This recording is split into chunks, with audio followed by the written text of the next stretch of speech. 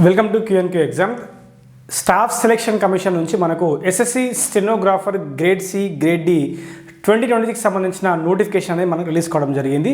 So ఇందులో already మనకు 700+ vacancies అనేది అనౌన్స్ చేయడం జరిగింది.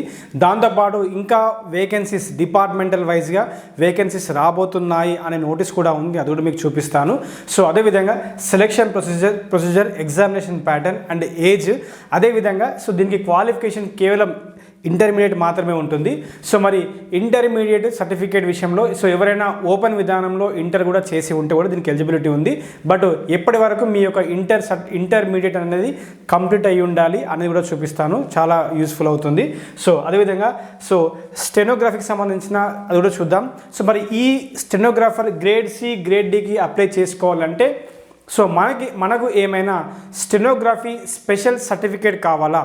సో క్వాలిఫికేషన్తో పాటు stenography grade C grade D ఏమైనా స్పెషల్ సర్టిఫికేట్ మనకి ఏమైనా కావాలంటే ఎట్టి పరిస్థితుల్లో అవసరం లేదు. బట్ స్కిల్ టెస్ట్ మాత్రం ఉంది. ఓకే, అది కూడా మనం గమనిద్దాం. Okay, right. So skill test ఏంటిది, మరి స్కిల్ టెస్ట్ ఖచ్చితమా? సో ఫైనల్ మెరిట్ ఎలా తీస్తారు, అది క్వాలిఫైయింగ్ నేచరా ఏంటిదా అనేది పూర్తి అది కూడా చూపిస్తాను మీకు నేను. Okay, right. సో నోటిఫికేషన్ మొదటగా ఇంపార్టెంట్ డేట్స్ కూడా గమనించినట్టయితే so submission of online application starts from 24th April. So 24th April నుంచి స్టార్ట్ అవుతుంది. మరి ఎప్పుడు ఎండ్ అవుతుందంటే సో May 15th ఎండ్ కావడం జరుగుతుంది. Okay, right. అదేవిధంగా సో లాస్ట్ డేట్ ఎప్పుడండి? So that is May 15th. Okay, next examination schedule. The schedule of computer based examination in the month of July to August. Okay, in the month of July to August 2026. Okay, right. Next so this is okay, stenographer grade C group B non gazetted and stenographer grade D.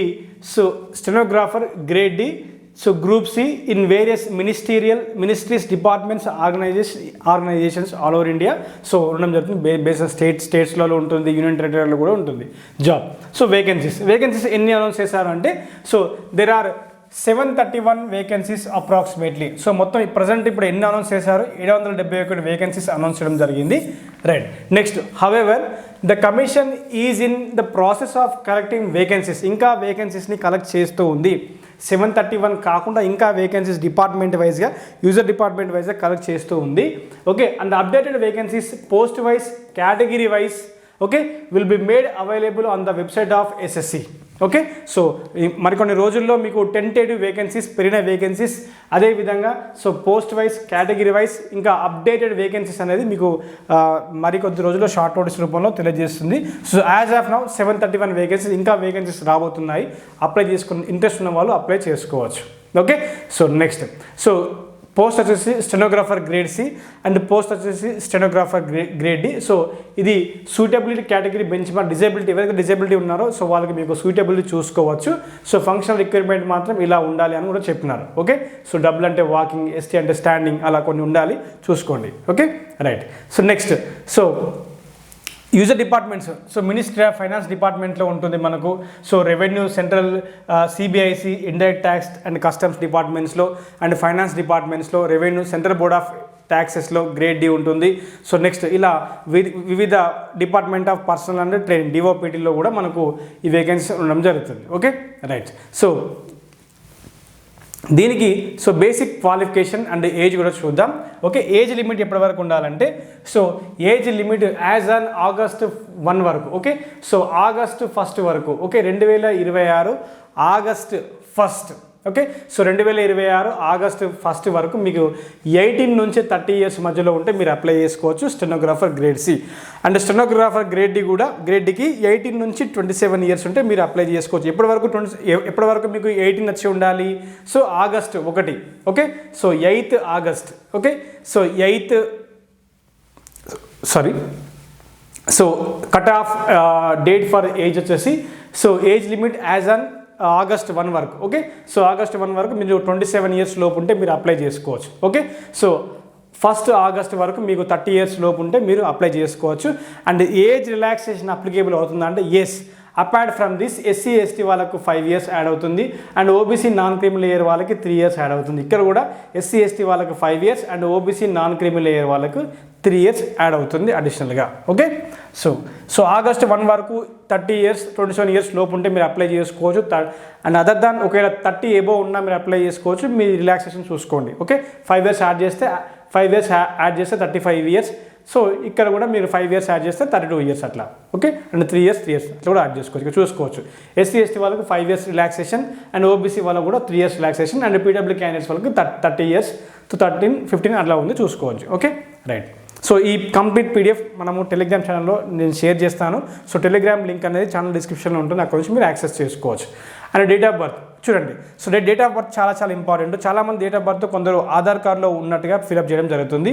So జాగ్రత్తగా గమనించండి. Date of birth as per your SSC matriculation certificate ప్రకారం మీరు enter చేయాలి. దాన్ని మాత్రమే final చేస్తారు. Date of birth filled by the candidate in the online application form and the same recorded in the matriculation. Okay, so that is SSC examination certificate will only be accepted by the commission for determining the age. Okay, 10th certificate లో ఉన్న age ని మాత్రమే వీళ్ళు consider చేస్తారు, final చేస్తారు. Okay, important అది కూడా. Next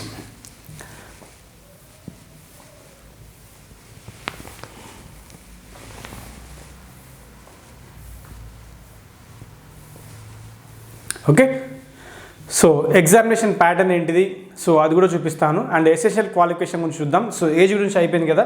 next essential qualification గురించి చూసినట్టయితే, so candidate must have passed 12th standard. So that is 10+2. ఎవరైతే 10+2 కంప్లీట్ అయిందో సో వారు అప్లై చేసుకోవచ్చు. ఆర్ ఎల్స్ ఓపెన్ లెర్నింగ్ విధానంలో, ఓకే, ఓపెన్ మోడ్లో ఎవరైనా 10+2 12th క్లాస్ సో అప్లై చేసి సో ఎగ్జామినేషన్ రాసి సో మీరు ఒకవేళ సో 1 ఆగస్ట్ 2026 లోపు మీరు పాస్ అయ్యి ఉంటే, ఓకే, 1 ఆగస్ట్ 2026 లోపు మీరు పాస్ అయ్యి ఉంటే మీరు అప్లై చేసుకోవచ్చు. బట్ దానికి సంబంధించిన డీటెయిల్డ్ సర్టిఫికేట్ అక్కడ మెన్షన్ చేయాల్సి ఉంటుందని చెప్పినారు. ఓకే, చూడొచ్చు. సో కట్ ఆఫ్ డేట్ వచ్చేసి recognise for the cut off date for the qualification 1st August 2026. Okay, so ఇక్కడ చూపిస్తాను చూడండి, దానికి సంబంధించి చూపిస్తాను. ఓకే, సో చూడండి, the candidates who are able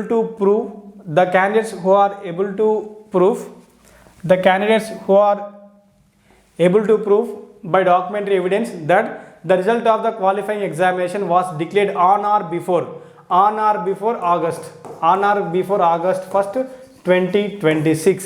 okay, so he has been declared pass will also be considered to meet the educational qualification. very important. so August 1 లోపు మీరు inter qualify అవుతారు అని అనుకుంటే మీకు 18 years నిండి ఉంటే 18 years and above, 18 years start అయ్యి just 2 days అయినా మీరు అప్లై చేసుకోవచ్చు. 18 years స్టార్ట్ అయ్యి జస్ట్ 1 day అయినా మీరు అప్లై చేసుకోవచ్చు. Okay, that is very important. Okay, but 18 years ఖచ్చితంగా మీరు 18 years లోకి ఏజ్ లోకి రావాలి. Okay, for freshers.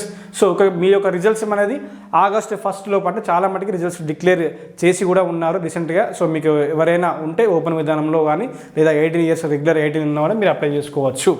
ఫ్రెషర్స్ గురించి మాట్లాడుతున్నాను. Okay, so next so application fee అయితే సో 100 rupees పే చేయాలి. So for SC ST candidates and ex service men వాళ్ళకైతే పీడబ్ల్యూ క్యాండిడేట్కి అయితే సో అప్లికేషన్ ఫీ లేదు. ఓకే, సో ఆన్లైన్ ఫీ మాత్రం 100 rupees పే చేయాల్సి ఉంటుంది. Next examination pattern. సో మనం చూస్తూ ఉన్నాము ఎగ్జామినేషన్ ప్యాటర్న్లో ఈసారి so sectional cut off time ఇవ్వడం జరిగింది. ఓకే, సెక్షనల్ టైమింగ్ కూడా మెన్షన్ చేసినారు. సో మీరు చూసుకోవచ్చు. First and examination centres. Okay, so 3 centers ఇవ్వాలి. సో 3 centers ఇవ్వాలి. మన తెలుగు వాళ్ళైతే 3 centers, ఎవరైనా 3 centers మాత్రం మనం చూస్ చేసుకోవాలి. సో మన తెలుగు వాళ్ళైతే సదరన్ రీజియన్ ఉంటుంది ఇక్కడ. ఓకే, సదరన్ రీజియన్లో ఎగ్జామినేషన్ సెంటర్స్ ఎనీ 3 మీరు ఇవ్వండి. ఓకే, సో ఎనీ 3 ఇవ్వాల్సి ఉంటుంది, మీ ఇష్టం, మీరు ఎనీ 3 ఇవ్వండి. ఫర్ ఏపీ అయితే తిరుపతి ఇవ్వండి. Tirupati, Rajahmundry, Nellore, Kurnool, Ongole, Guntur, Kakinada, Vizianagaram, Vijayawada, Visakhapatnam. Okay, so Tamil people అయితే పాండిచేరి, చెన్నై, కోయంబత్తూరు, మదురై, సాలెం, తిరుచిపల్లి, తిరునెల్వేలి. ఓకే, తెలంగాణ అయితే Hyderabad, Karimnagar, Warangal. Okay, so Siddipet, okay, Karimnagar, Warangal, Siddipet, and AP వాళ్ళకి శ్రీకాకుళం, ఏలూరు, కృష్ణగిరి కూడా ఇవ్వడం జరిగింది. ఓకే, సో ఇది మన SR region, south region, Andhra Pradesh, Puducherry, Tamil Nadu, Telangana వస్తుంది సౌత్ రీజియన్లోకి. ఓకే, మన వాళ్ళు ఇక్కడనే అప్లై చేస్తారు most of the cases. Okay, అది కాకుండా మీరు కేకేఆర్లో కూడా అప్లై చేసుకోండి, చాలా బెటర్ ఉంటుంది. ఎవరైతే ఏపీ చివరిలో, హైదరాబాద్ చివరిలో ఉంటే వాళ్ళకి చాలా యూస్ఫుల్ అవుతుంది KKR region. So Karnataka and Kerala regions వస్తే కొన్ని లక్షలు ఇప్పుడు ఉంటుంది. సో ఇక్కడ వీళ్ళకి మాత్రం సో ఇక్కడ సెంటర్స్ మాత్రం ఇక్కడ మెన్షన్ చేశారు, చూసుకోండి. Okay, right. Next examination pattern. So examination pattern, scheme of examination and final selection very very important, అవి కూడా చెప్తాను. So part 1 reasoning, part 2 general awareness, part 3 దీన్ని జనరల్ అవేర్నెస్ జీకే అని కూడా అనొచ్చు, part 3 English language and comprehension. So part 1లో మీకు 50 questions 50 marks, so part 2లో 50 question 50 marks, and part 3 100 questions 100 marks. Okay, and part 1 part 2కి మీకు 30 minutes sectional timing ఉంది. Okay, so part 1 first open అవుతుంది 30 minutes వరకు ఉంటుంది, తర్వాత పార్ట్ 2 ఓపెన్ అవుతుంది 30 minutes వరకు ఉంటుంది, ఇది అయిపోయిన తర్వాత పార్ట్ 3 ఓపెన్ అవుతుంది. పార్ట్ 3 మటుకి మీకు టైం ఎంత ఇస్తారంటే మీకు 60 minutes టైం ఇవ్వడం జరుగుతుంది. Okay, 60 minutes. Okay, 60 minutes time ఇవ్వడం జరుగుతుంది. సో ఓవరాల్గా ఎగ్జామినేషన్ అనేది మీకు 2 hours అని చెప్పచ్చు. సో 2 hours ఉంటుంది. Okay, right. So next question paper మరి తెలుగులో ఉంటుందంటే లేదు. సో మన తెలుగు వాళ్ళైనా ఎవరైనా సో పేపర్ మాత్రం ఇంగ్లీష్లోనే రాయాలి. Okay, so the question paper will be objective type multiple choice question. The questions will be set both in English and Hindi. So మిగతా ఎగ్జామ్స్ లాగా రీజనల్ లాంగ్వేజ్లో ఉంటుందంటే లేదు. So English or Hindi, so English choose చేసుకోవాలి. Negative marking 0.25. Okay, 1/4 negative marking కూడా ఉంది, 0.25 marks ఉంది.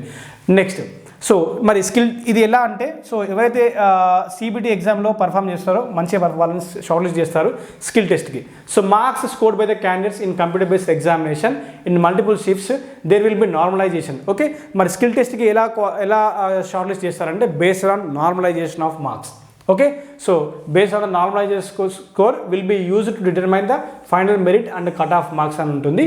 And so ఎవరైతే సిబిటి 1లో మంచి మార్క్స్ పర్ఫామ్ చేస్తారో వాళ్ళని స్కిల్ టెస్ట్ పిలవడం జరుగుతుంది.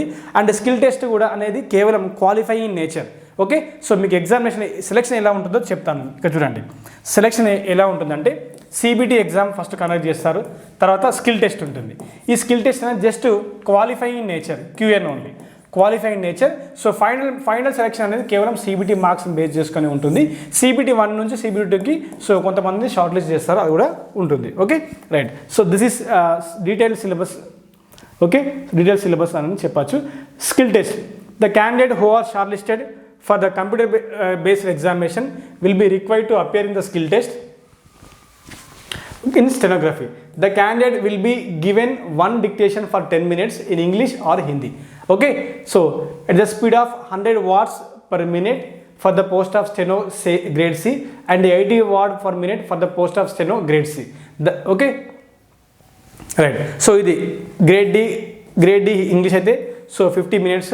సో ఇలా మీకు టైం డ్యూరేషన్ ఇవ్వడం జరుగుతుంది, ఇలా చూసుకోవచ్చు. And grade D, grade C and steno grade C. Okay, and next so మీరు తమిళలో చూసి ఉంటారు కదా, దాని గురించి డీటెయిల్గా. సో తెలుగు వాళ్ళు మనము స్టెనోగ్రఫీ ఇంగ్లీష్లో నేర్చుకొని ఉంటాం, బట్ ఇక్కడ జాబ్లో మీకు స్కిల్ టెస్ట్ అనేది ఇంగ్లీష్లో ఉన్నప్పటికీ మీరు జాబ్లో జాయిన్ అయిన తర్వాత హిందీలో కూడా స్టెనోగ్రఫీ నేర్చుకోవాలి. సో హిందీలో స్టెనోగ్రఫీ మీరు నేర్చుకోవాలి, అందులో ప్రో అవ్వాలి. ప్రో అవ్వకపోతే మాత్రం మీ ప్రొబేషన్ పీరియడ్ అలాగే కంటిన్యూ అవుతుంది, కంప్లీట్ అవ్వడానికి డీటెయిల్స్గా చెప్పినారు. ఓకే, సో చూడండి, the candidates who opt for stenography test in Hindi will be required to learn in English also, English stenography and vice versa after their appointment. Next, అంటే మనం ఇంగ్లీష్లో రాస్తాం, హిందీ కూడా నేర్చుకోవాలి after their appointment. And failing which their probation may not be cleared by the concerned departments. Okay, candidate have to work as English stenographer as per functional requirement of the user office irrespective of the medium of the skill test. That is మనం ఇంగ్లీష్లో రాస్తాం కదా skill test, so of the candidate during the examination. అంటే ఖచ్చితంగా so మనం ఇంగ్లీష్లో qualify అయ్యి జాబ్లో జాయిన్ అవుతాం, దాని తర్వాత కూడా ఖచ్చితంగా మనం హిందీలో కూడా స్టెనోగ్రఫీ నేర్చుకోవాలి. నేర్చుకోకపోతే మన ప్రొబేషన్ పీరియడ్ అనేది కంప్లీట్ అవ్వదు, క్లియర్ అవ్వదని క్లారిటీగా మెన్షన్ చేశారు. ఓకే, అది ఇంపార్టెంట్. ఓకే, భయపడాల్సిన అవసరం లేదు, అది ఆఫ్టర్ జాబ్ ఆటోమేటిక్గా మీకు ఫ్లోలో వచ్చేస్తుంది. మోస్ట్ ఆఫ్ ది సదరన్ రీజియన్లో జాయిన్ అవుతారు కాబట్టి హిందీ మీద అంతగా మనం వర్క్ చేయాల్సిన అవసరం కూడా ఉండదు. Okay, next. సో ఎలా అప్లై చేసుకోవాలంటే మీకు ఇందులో రిజిస్ట్రేషన్లో పార్ట్ ఏ ఉంటుంది. ఫస్ట్ ఇనిషియల్ రిజిస్ట్రేషన్ ఓటీఆర్ లాగా ఇనిషియల్ రిజిస్ట్రేషన్, తర్వాత ఫైనల్ ఇంకొకటి. సో మీరు ఫస్ట్ మీ యొక్క వన్ టైం రిజిస్ట్రేషన్ అని ఉంటుంది, తర్వాత మీరు రిమైనింగ్ చేస్తే సరిపోతుంది. Okay, so in the online application form candidate will have to indicate the post for they are applying. So మరి గ్రేడ్ సి ఉంది, గ్రేడ్ డి ఉంది, మరి రెండు అప్లై చేసుకోవచ్చు, మీ ఇష్టం, రెండు కూడా అప్లై చేసుకోవచ్చు. చూడండి, stenographer grade C or stenographer grade D or both. In the online application form, candidate will have to indicate the post for which they are applying. That is stenographer grade C or grade D or both. రెండు కూడా మీరు mention చేసుకోవచ్చు, no issues. ఒకటే రెండు కూడా mention చేసుకోవచ్చు, no issues. Okay, right. But skill test అనేది సపరేట్గా ఉండొచ్చు. Okay, skill test is mandatory but which is qualify in nature. Okay, so qualify nature and the final selection on the basis of their merit in the computer based examination. Okay, reasoning, GK and English language and comprehension. Okay, so next tie case ఏర్పడితే ఎలా, టై case ఏర్పడితే so మీ ఇంగ్లీష్లో ఉన్న marks focus చేస్తారు. And part 2 general awareness. Okay, so English and GK ఒకవేళ మీరు టై కేసులో పడ్డారనుకోండి, so మా టై కేసులో నుంచి ఇద్దరి నుంచి ఎవరిలో ఒకరు పిక్ చేయాలి కావాలంటే వాళ్ళు స్కోర్ చేసిన ఇంగ్లీష్ అండ్ జీకేని మాత్రం చూడడం జరుగుతుంది. ఓకే, అది కూడా వెరీ వెరీ ఇంపార్టెంట్. ఎందుకంటే సో జీకే మీద ఇంగ్లీష్ మీద బాగా ఫోకస్ చేయాల్సిన అవసరం ఎంతగానో ఉంది. Okay, right. సో ఎలా అప్లై చేసుకోవాలి ఏంటి అనే దాని గురించి మనము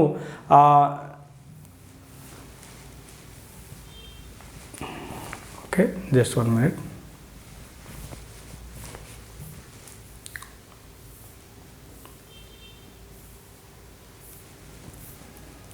ఓకే, సో ఎలా అప్లై చేసుకోవాలి ఏంటంటే నేను నెక్స్ట్ వీడియోలో మీకు చేయడానికి ప్రయత్నం చేస్తాను.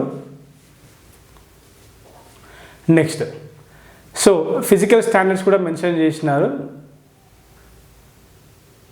అసలు సంబంధం లేదు ఎక్సర్సైజ్ మా వాళ్ళకి. Okay, so next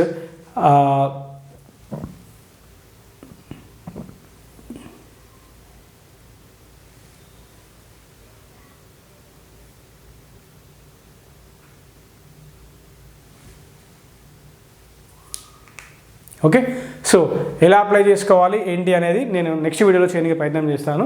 so this is today's information. So ఎవరైతే 10+2 కంప్లీట్ అయినారో సో వారు మీరు ఈ ఎగ్జామినేషన్కి సో ఈజీగా మీరు అప్లై చేసుకోవచ్చు. This is complete information and thank you very much.